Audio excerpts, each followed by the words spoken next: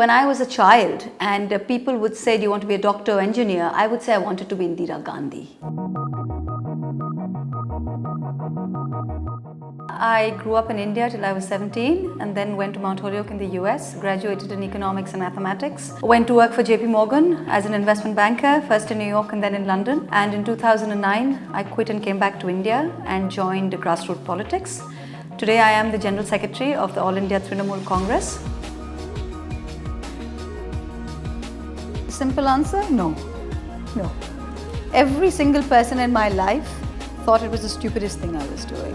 The only person who said go for it was my husband, Lars. He was the only person who said this is something you wanted to do. People take 5 years off and have a baby. People take 5 years off and go travel. So if this is something you really want to do, just go for it. And if it doesn't work out, it doesn't work out. But you've got to give it a go. There are 3 M's in politics. And money is not one of the M's. The first is, it says there is a method. The second is myth. And the third is magic. So when you want to enter politics, you need a method how to do it. Whether you're going to do it via the grassroots thing, whether you're going to do it via Delhi, via the media cell of an organization. So that's the M, the method. The second is the myth. Once you're in, you've got to create a myth. People have got to start talking about you, saying that, she's this, she's this, she's this, she can do that. To create the buzz, create the myth. The third is the magic. When you finally get into grassroots politics, you've got to go there and you've got to be able to identify and connect with people and have people identify and connect with you. And women should remember this, that it's possible. You've got to find your own combination of each of these 3 M's. My first meeting outside of Calcutta was in Nadia, 2.5 hours out of Calcutta, 2.5 hours out. And I said, what do you want? I asked the women there. And they said, in Bengali, they said, Ma, amader khabare jol chai.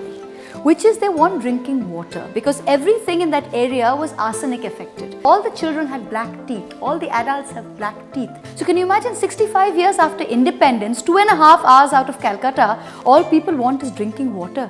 I mean, it's humbling, and we're sitting there talking about India is this and India is that, and what is the speed of your internet connection, and it's bullshit.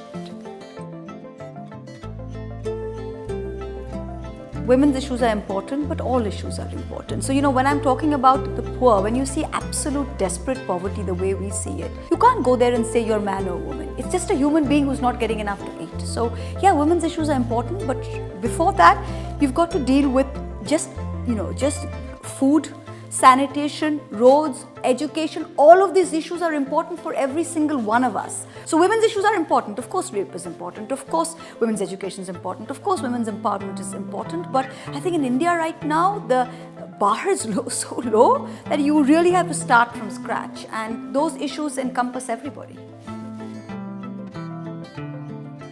Of not having to conform to any idea of feminism.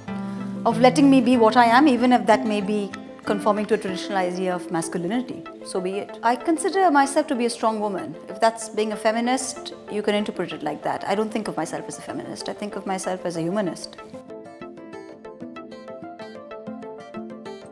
In my past, in all of our pasts, if you're reasonably smart and you work reasonably hard, you'll do well. So at Mount Holyoke, you work reasonably hard, you did well, you'd get good grades. You start working in JP Morgan, you're reasonably smart, you work reasonably hard, you get promoted, you make more money, you get a better bonus. So 2 plus 2 in our world so far has always added up to 4. You come into politics, everything that you know, every frame of reference just dissolves. It's completely new. And you could be the smartest person, you could know much more than the person next to you, you could work much more than the person next to you. He or she could succeed and you could fail. So just this lack of control, no control over your own destiny is very unsettling. So I think that's the most difficult part in politics. My message to the youth of India would be just give up apathy, this chalta hai attitude that someone else is going to clean up. This is our country, this is you, this is me, we're all in this together. Nobody else is going to come and clean it up. And there's nothing that you can't do if you set your mind to it. I'm living proof of that. So take courage from that and have raw courage, be brave. So if you're brave and you're not apathetic, I think the youth of India have the power to transform India.